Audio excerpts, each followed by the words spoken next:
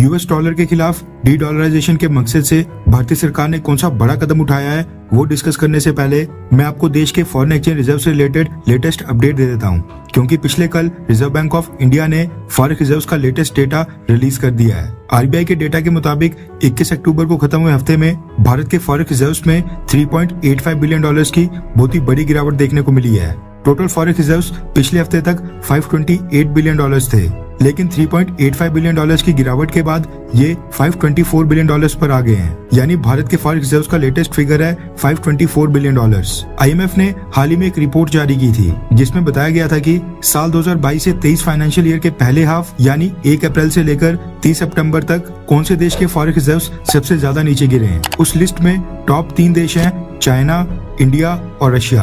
पहले 6 महीने में चाइना के फॉरेक्स रिजर्व्स सबसे ज्यादा नीचे गिरे हैं 159 बिलियन डॉलर्स। दूसरे नंबर पर सबसे ज्यादा भारत के फॉरेक्स रिजर्व्स नीचे गिरे हैं 85 बिलियन डॉलर्स। और तीसरे नंबर पर सबसे बड़ी गिरावट देखनी पड़ी है रशिया को। इस फाइनेंशियल ईयर के पहले 6 महीने में रशिया के 64 बिलियन डॉलर्स फॉरेक्स रिजर्व्स नीचे गिर गए हैं। ये था फॉरेक्स रिजर्व्स का हाल। मेन खबर की बात करें तो वो निकल कर आ रही है इंडिया के इंटरनेशनल ट्रेड सेटलमेंट्स में यूएस डॉलर की डोमिनेंस को नीचे लाने के लिए भारतीय सरकार द्वारा उठाए गए लेटेस्ट स्टेप्स से रिलेटेड। हमें पता है कि भारत के एक्सपोर्टर्स और इंपोर्टर्स जब भी विदेशों के ट्रेडर्स के साथ ट्रेड करते हैं तो वो अधिकतर समय कोशिश करते हैं कि उसकी पेमेंट के लिए US dollar, British pound, euro या फिर येन का इस्तेमाल हो। होता क्या था कि भारत सरकार ने भी इन चारों करेंसीज को फ्रीली कन्वर्टेबल करेंसीज की कैटेगरी में रखा था। यानी जब इंटरनेशनल ट्रेड करने के लिए इन 4 करेंसीज का इस्तेमाल किया जाता था तो करेंसी एक्सचेंज के समय भारतीय सरकार इनके ऊपर कोई भी रिस्ट्रिक्शंस नहीं लगाया करती थी। ऐसा इसलिए किया जाता था क्योंकि इस दुनिया में 190 से ज्यादा देश हैं जिनकी अलग अलग करेंसीज हैं, और अगर सभी करेंसीज में ट्रेड करने लगे तो ट्रेड सेटलमेंट काफी कॉम्प्लेक्स हो जाएगी। अब क्योंकि सभी देशों की करेंसीज स्टेबल नहीं होती हैं, एक हफ्ते ऊपर दूसरे हफ्ते नीचे लगातार फ्लक्चुएट करती रहती हैं, इसलिए भारतीय सरकार ने 4 मुख्य करेंसीज को फ्रीली कन्वर्टेबल करेंसीज की कैटेगरी में डाला और अपने एक्सपोर्टर से कहा कि इन 4 करेंसीज में अगर वो ट्रेड करेंगे तो भारतीय सरकार की तरफ से उनको इंसेंटिव्स दिए जाएंगे। US dollar, British pound, euro और येन ये चारों ही काफी स्टेबल और स्ट्रॉन्ग करेंसीज हैं। इसलिए भारतीय सरकार चाहती थी कि भारत के एक्सपोर्टर्स ट्रेड सेटलमेंट के लिए इनका इस्तेमाल करें। जो ट्रेडर्स इन 4 करेंसीज का इस्तेमाल करते थे, सरकार ने उन एक्सपोर्टर्स को ड्यूटी ड्रॉबैक्स देना शुरू किया, एक्सपोर्ट ड्यूटी के ऊपर रिबेट्स देना शुरू किया, एक्सपोर्ट प्रमोशन कैपिटल गुड्स यानी ईपीसीजी इंसेंटिव्स की घोषणा की, rebate of state and central taxes और remission of duties and taxes on export products नाम के इंसेंटिव्स ऑफर किए गए। जैसे भारत के एक्सपोर्टर्स को इतने सारे इंसेंटिव्स दिखे, उन्होंने देखा कि ये 4 करेंसीज यूज करने पर उनको कम टैक्स लगेगा। उन्होंने इनका जोरों शोरों से इस्तेमाल करना शुरू कर दिया और सरकार द्वारा अनाउंस की गई सारी स्कीम्स के जरिए काफी इंसेंटिव्स हासिल किए और लाखों करोड़ों रुपए बचाए। अब ये विडंबना देखिए कि इस लिस्ट में जो करेंसी शामिल है, यानी जिन करेंसीज के इस्तेमाल के ऊपर सरकार टैक्स में छूट और रिबेट दे रही थी, उसमें हमारी खुद की करेंसी इंडियन रुपीज शामिल ही नहीं थी, क्योंकि भारतीय सरकार ने कभी सोचा ही नहीं कि इंडियन रुपीज को